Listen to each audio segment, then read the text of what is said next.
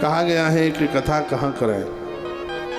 ये प्रश्न किया गया कथा कहाँ कराएं, तो कहा तीर्थे वापि बने वापि गृहे वा श्रवणं मतम विशाना वसुना यत्र कर्तव्यम तत्कथास्थलम।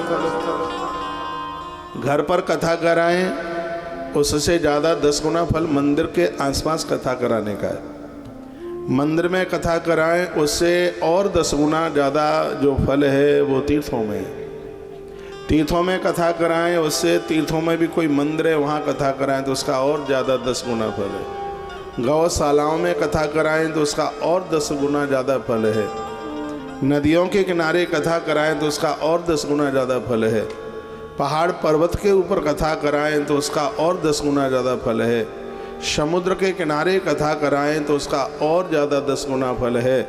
लेकिन मैं आनंद के साथ कह रहा हूँ, जहाँ श्रोता को किसी भी प्रकार की कोई तकलीफ नहीं होती, जहाँ बैठ कर के कथा सुनने में मन लगता है, ऐसे स्थान पर कथा कराने का फल अनंत गुना अपने आप में हो जाता है। जहाँ लोगों को आने जाने में किसी भी प्रकार की कोई दिक्कत न हुए तो उसका बड़ा फल है। जो कथा के श्रोता को वाहन देता है, व्यवस्था करता है, ऊंट गाड़ी, इसमें तो ऊंट गाड़ी, बैल गाड़ी उस समय यही चलते होंगे, घोड़ा गाड़ी।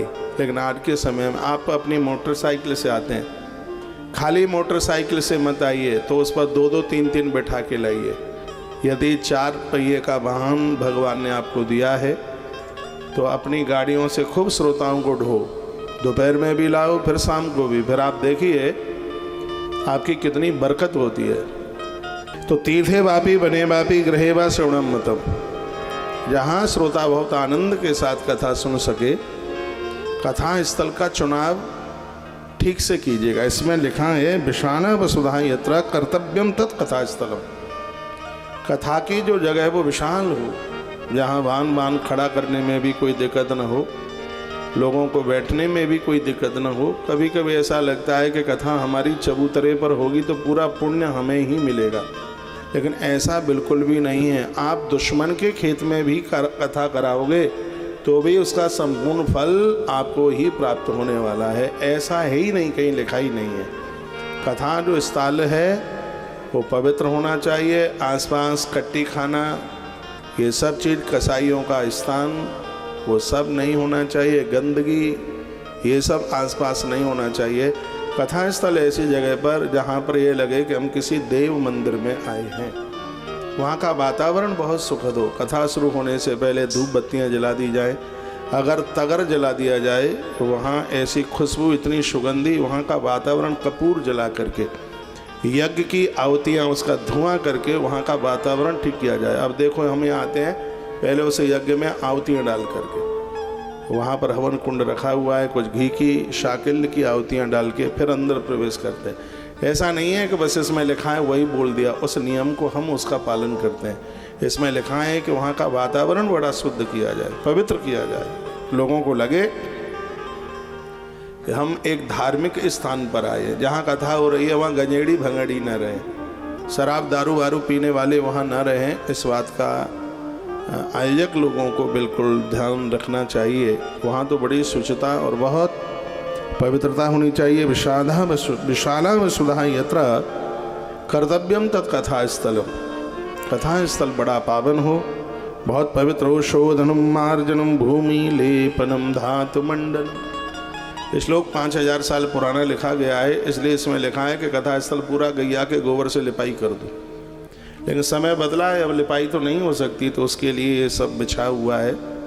तो वर्तमान हिसाब से यह व्यवस्था है, नहीं तो पहले की बात ऐसी थी, कथा स्थल को लिपवाया जाता था।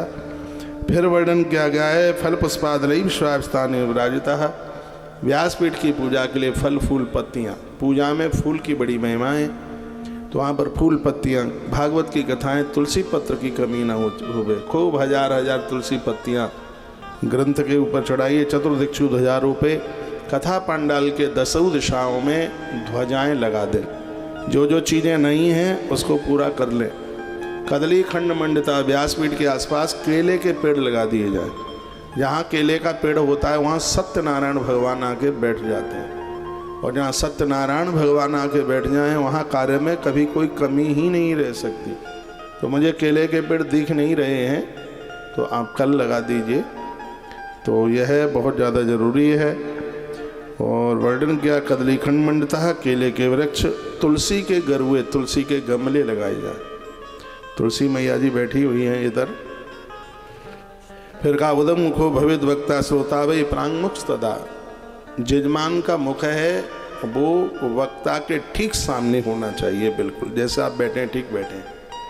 तो जजमान का जो मुख है वो बिल्कुल वक्ता की नाक के बिल्कुल सीध में बिल्कुल हो, दोनों आमने सामने हों।